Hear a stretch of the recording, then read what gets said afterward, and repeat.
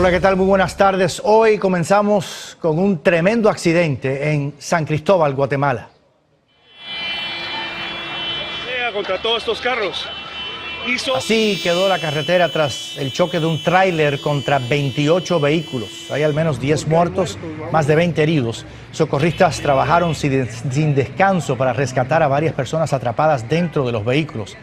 Al parecer el tráiler conducía a mucha velocidad y simplemente no pudo frenar. Vamos a seguir muy atentos a esta información, pero antes vamos con el calvario de más de 300,000 campesinas inmigrantes que, según las estadísticas, han sido abusadas en algún momento por sus jefes o compañeros. La mayoría no denuncia por temor a perder su trabajo, a ser entregadas a ICE, pero algunas sí se atreven a romper el silencio. Y Francisco Cuevas tiene sus conmovedores testimonios. Por más de 30 años, Teresa Redondo ha trabajado en los campos de California, recogiendo frutas y verduras, que muchas veces fueron regados con su sudor y sus lágrimas. Lo miran como un objeto, piensan que el hecho que vienen a hacer este trabajo es para que... para venir a la disposición de ellos y decir, esta me gusta, esta sí, con esta me voy, esta me la llevo. En silencio, como muchas de sus compañeras por todos los campos agrícolas del país, Teresa ha sufrido el acoso sexual, verbal y físico. Incluso han salido embarazadas de los mayordomos, de supervisores. Es más, la hija de una trabajadora sufrió tanto acoso y jovencita se suicidó. Una situación que se vive desde California hasta la Florida. Las mujeres tienen miedo de decir algo porque tienen miedo de perder el trabajo. En el campo, muchas mujeres se quejan de los supervisores, que los supervisores le faltan el respeto. Se estima que 560,000 mujeres trabajan en el campo en los Estados Unidos. Expertos piensan que un 75% de ellas son indocumentadas y que 9 de cada 10 experimentan en algún momento de sus vidas el acoso sexual. Ha sido muy complicado documentar el acoso sexual en el campo, en la agricultura. Algunas asociaciones están dedicadas a visibilizar el problema, informando a las trabajadoras sobre sus derechos y demandando económicamente a las compañías. Con consecuencias para las empresas, y creemos que eso también ha ayudado a abrir más la conversación sobre esto. La presión económica y las historias de horror de muchas de estas trabajadoras están cambiando poco a poco la cultura en el campo entre hombres y mujeres por igual. ¿Y tú cuando ves un caso de acoso sexual, tú dices algo? ¿Tratas de defender a tu compañera? Pues claro, pues sí, cómo no. Porque pues ellos vienen a trabajar, no vienen a ser abusados. Y nos miran como objetos sexuales. De hecho, Teresa hoy trabaja con más tranquilidad, compartiendo con sus compañeras su historia de abuso, sacrificio y también de aprendizaje. Defenderme de esas lacras. En Bakersfield, California, Francisco Cuevas, Noticias Telemundo. En México, un nuevo asesinato de una mujer dedicada al modelaje y el servicio de acompañante ha encendido todas las alarmas. Ya suman 6 en un año y varias de ellas se anunciaban en la misma página web por donde contrataron sus servicios antes de matarlas. Raúl Torres con el informe. La mataron sin piedad. La golpearon, violaron y asfixiaron como si fuera poco. Desfiguraron el rostro de Kenny en este lugar que ya es llamado el Callejón de la Muerte.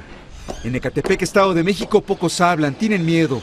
Solo una mujer bajo anonimato nos dijo lo que vio. Unos jeans, una chamarra que venía prácticamente también amarrada con la chamarra. Kenny era de Venezuela, tenía 26 años y trabajaba como acompañante y sexo servidora. Vía telefónica, las autoridades solo nos dijeron que ya investigan. Kenny se anunciaba en la página de internet Zona de Divas. Igual que Génesis, también de Venezuela, y Karen de Argentina, quienes fueron asesinadas en hoteles. Esta joven que guarda su identidad las conocía, también es acompañante. Dice que ahora trabajan con mucho miedo. El tema es que no hay justicia y cualquier desgraciado te puede hacer lo que se le da la gana porque sabe perfectamente que hay una total impunidad. Otras 3 escorts o acompañantes también fueron asesinadas. La página Zona de Divas en un comunicado se deslindó de los asesinatos. Dijeron que ellos solo les dan publicidad, pero no trabajan con ellas. La única conexión entre la joven que fue encontrada aquí y las otras jóvenes hasta el momento es que eran acompañantes que se anunciaban en internet. Sin embargo, las autoridades no descartan que pudieron ser víctimas de un asesino serial. Karen llegó a este hotel acompañada de un hombre que pidió una habitación sin quitarse el casco de motociclista que llevaba. Y manifestó que su acompañante se quedaría en el cuarto, donde horas más tarde la agraviada fue hallada sin vida. Al menos 2 víctimas más, según las autoridades, fueron vistas con un motociclista aparecido antes de su muerte. Lo cierto es que hasta el momento, él o los asesinos siguen en libertad. En México, Raúl Torres, Noticias Telemundo.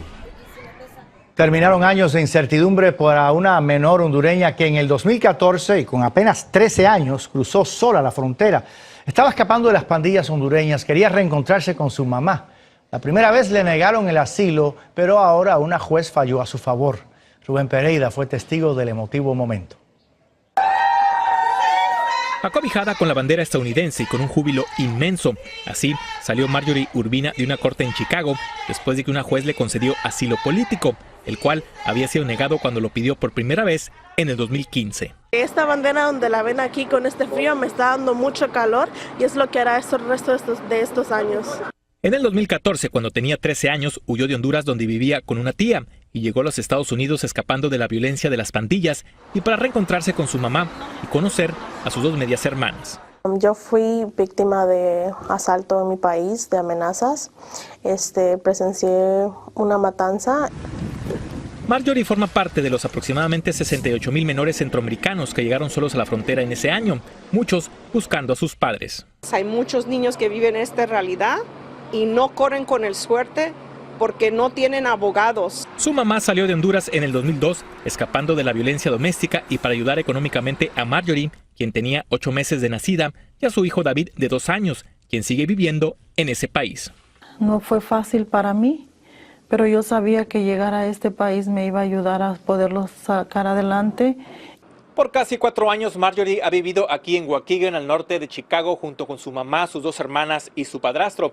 En este tiempo ha logrado aprender inglés, tiene buenas calificaciones en escuela, pero sobre todo se siente parte de esta comunidad. Me gustaría ser enfermera y a pesar de eso igual quiero seguir ayudando a la gente que no tiene documentos.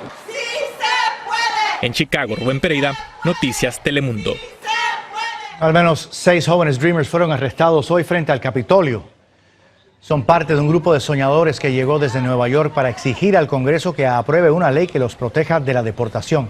Los activistas concluyeron hoy una caminata de más de 250 millas con la que atravesaron 6 estados durante 15 días.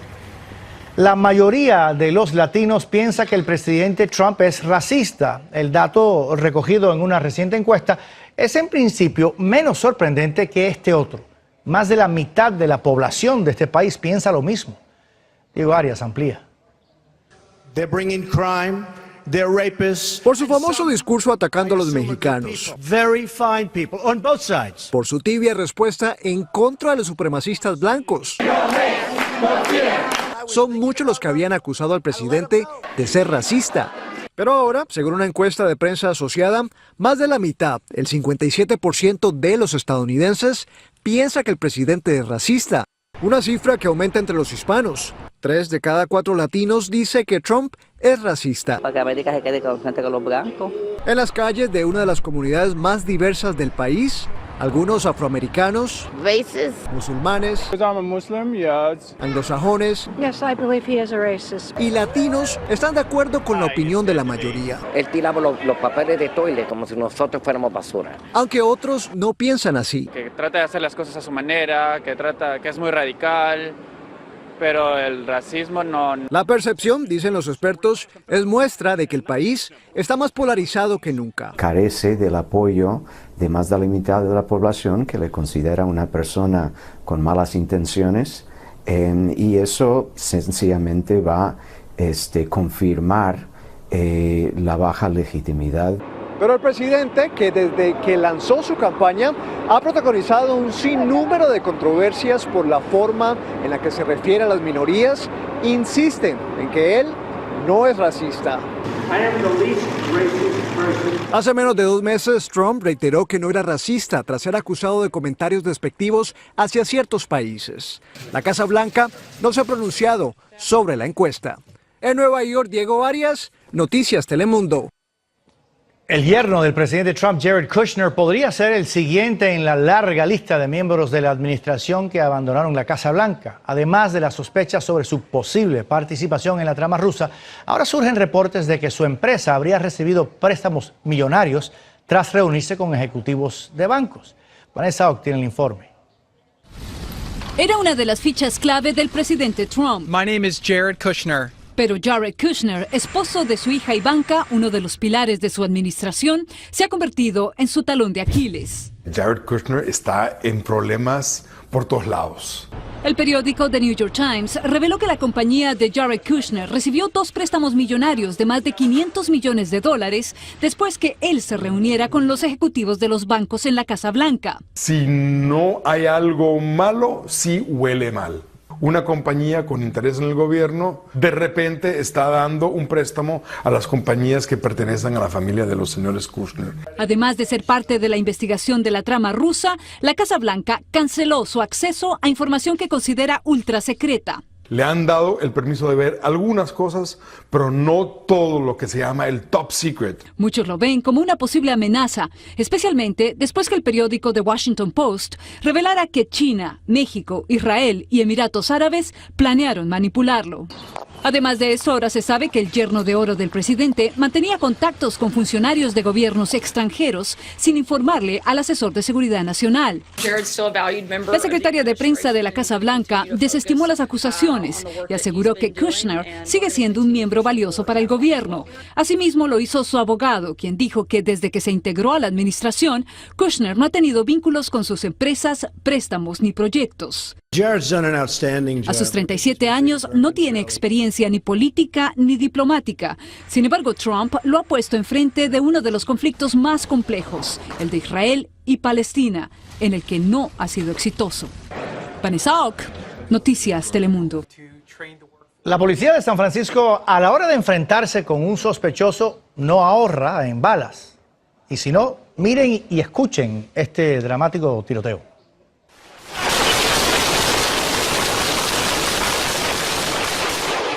7 oficiales dispararon 65 veces contra el presunto autor de un asesinato que habría ocurrido horas antes. En estas imágenes grabadas en las cámaras de los agentes se ve el caos y la desesperación por cubrirse mientras intercambiaban disparos con el sospechoso. Aparentemente el sospechoso había disparado al menos 2 veces contra ellos antes de entregarse.